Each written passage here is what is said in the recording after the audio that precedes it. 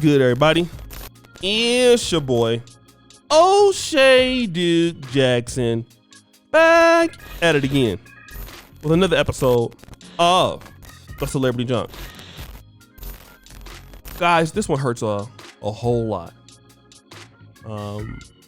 Because I was talking to Brother Simple to P about 2 weeks ago. And Brother Simple to P, we both were comedians in our own right. He's funnier than me at the roasting, but I think that I'm, on a good day, second or third best, depending on if Tariq Nasheed come online. Tariq and Simple to P are better than me. But I'm not so far behind, all right? But those are the best guys, I believe, it's Simple, Tariq, and then me. But I asked him, he asked me, who are your favorite comedians of all time? Top 5. I think was number 5 for me was Jamie Foxx. I think in no particular order, Eddie Murphy, Richard Pryor, Martin Lawrence. But the number 1 for me was AJ Johnson. And AJ Johnson had that really ghetto style of comedy. Like, you know, the I Got the Hookup Comedy Jam was a classic that he did. You know, I've been following AJ Johnson and in Master P, the movies he was doing with him, and I know we all know him for Friday, but that classic, at the I Got the Hookup Comedy stand, that was some best work. And man, I really wanted to interview him. He's my favorite comedian by far because I believe like our comedy styles when I be roasting people is similar to his. He don't care. And even when he was still doing comedy, he was not PG-13 about it. He would call, you know, the audience bitches and all kind of stuff. He was still stuck in the 90s. He didn't change his era for the times. I liked that about him. He was still unpolitically correct, right? But unfortunately, AJ Johnson, despite, you know, having a lot of success, I know Master P had gave him $1 million at one point. Bought him a Benz, bought his girl a Lexus. But sources say that before he had a heart attack, he was a recovering addict. All right. And, you know, AJ Johnson also, if you guys remember the Dre Day, he was pretending to be Eazy-E. I think that AJ Johnson was also a Crip at one point. I think that he was from either Nutty Block, okay, Compton Crip, but he was gang affiliated and he changed his life and things like that. But he also, from what I understand, are rumors that he was recovering from addiction to drugs. Okay? And alcohol could have been a contributing factor. All right? And I remember him when he was in House Party, the first one. And I just want to talk about black men and our health because it gets swept under the rug. 55 is you still young at that time. You're middle age, but a lot of guys 55, man, you see them now, they looking like they 30, you know, 35. And a lot of times black men go through things and they don't have a lot of support, a lot of help. A lot of friends are not there. The phone don't ring as much. And brothers can get into depression. Especially if you get in some kind of financial turmoil. And as you guys get older, man, I'm 40. I can tell you, man, the phone don't ring as much as it used to. You know, that's why Brother George, I'll say, George called me every day because when you're 40, and I call him, when you're 40, man, ain't a lot of people talk to you, bro. When you're 50, you don't get, you know, it's not like when you're 30, when you can still chase a lot of women and stuff. But when you get kids and stuff, you have a family, you have a business, and outside of that, you don't really have a lot of friends.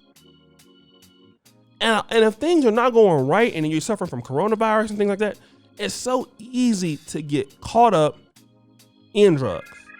It's easy to backslide. It's easy to get into depression. And that could have been something that our brother was suffering through over the years. And that kind of contributed him to the heart attack. I want guys right now, and this is even me, under the sound of my voice, start exercising every day. That's a challenge I'm getting to myself. You better start taking care of yourself. I mean it because we need our talented African-American men around. Life is too short, but we don't need to make it shorter, okay? We need brothers to really be living to the fullest extent of their health. Because a lot of times when things go wrong, you know, it's so easy, man, to give up. It's so easy to not see the light, especially if you were a person that, let's say when you were young and you had a lot of opportunities and things like that. But when you're acting, when you're 55 and 60, man, a lot of folks don't want to see you in films anymore. And it's kind of hard to kind of get back there. I'm thankful for the Versus situation right now. I think Versus brought a lot of old guys back. If it wasn't for Instagram Versus, a lot of guys, you know, wouldn't even have nothing to look forward to.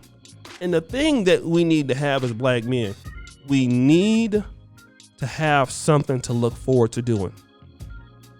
You know, and especially if you've been successful and you lost it, and now you're in a point, you know, things are going rough for you. Listen, brother, let me tell you what, I understand. Me and myself, I've been there. You know, I had some things, and you know, before I came to Poland, man, I had lost my whole entire pension. I only had $5,000 left, and there I was, 34 years old, no pension, no nothing, in a foreign country, getting government loans. And having to make it work for myself. And it was tough. But I want you black men to always understand two things. If you don't get anything out of me, and it might not apply for atheists, but one thing I will always tell everybody: to believe in God. Believe in God. You know, I'm not trying to preach or anything, but believe in God. Whatever you call him or whatever you think it is, believe in God. And the second thing, always believe in yourself. Always believe in yourself and love yourself. Take care of yourself. Okay? Because life is incredibly too short. A man's time on earth is just but a few days, but I'll be goddamn if I make it short. I'm trying to stay here long as I can. And I want to leave with this joke that my father told me. He said one day in Compton, there was a group of brothers shooting dice on Santa Fe. And this was in the 70s, and it was shooting dice, and they was having a conversation about life in between the dice game. And they said, brother, I just want to know from each one of you guys, how do you think you're gonna die? One brother said, man, I'm gonna die in the bedroom having a threesome. Another guy said, man, I just want to go ahead, I'm gonna die in my sleep. Then the other brother was quiet. They said, hey man, what about you? How do you think that you want to die? He said something that was profound. He said, I'm gonna die trying to live. And I want you guys to be like that. Die trying to live. That's how I'm gonna die. I'm gonna die trying to live another day. You know, every ounce I got to live. When death calls my name, I'm gonna be trying to beat it. I may win, I may lose, but I'm gonna be here trying to live. And my heart goes out to AJ Johnson. You know, I really love this comic. I've been following him for so many years, since I was a little boy. And he's, you know, and so many people are hurt, but also, you know, I wish people would give people their flowers while they're still here. You know, tell people you love them while they still here, that you believe in their talent while they're still here. And I really wish that I would have just reached out to him on Instagram, man. Like, look, brother, I'm a big fan of your work. Love what you do.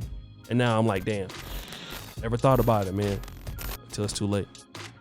But guys, what do you think? It's your boy, O'Shea Duke Jackson, back at it again with another episode of The Celebrity Trunk. I really appreciate you for all that you do. Subscribe, hit the bell, check out the first comment at the top. And as you know, the buffoonery remains at an all-time high. I'm out.